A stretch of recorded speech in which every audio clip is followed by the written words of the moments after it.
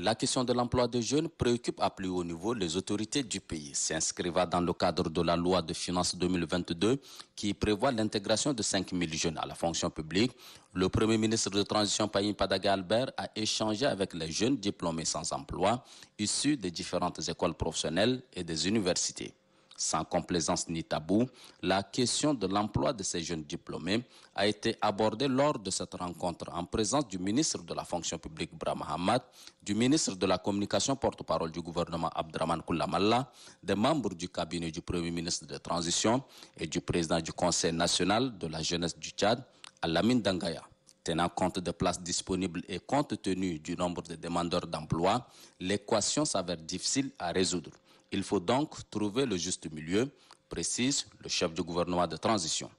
Aujourd'hui, nous avons des milliers, des dizaines de milliers de demandes. Nous avons 5 000 places. Comment faire pour que nous puissions recruter les 5 000 jeunes tout en faisant en sorte qu'il n'y ait pas trop de discrimination? Parce que le vrai problème dans notre pays et dans cette transition, ce que nous voulons faire, c'est de faire en sorte que l'égalité des chances soit respectée. Alors ensemble, trouvons le meilleur moyen de faire en sorte que les intégrations là se fassent rapidement et en même temps qu'on réussisse à faire respecter l'égalité des chances entre les citoyens devant le service public de l'intégration.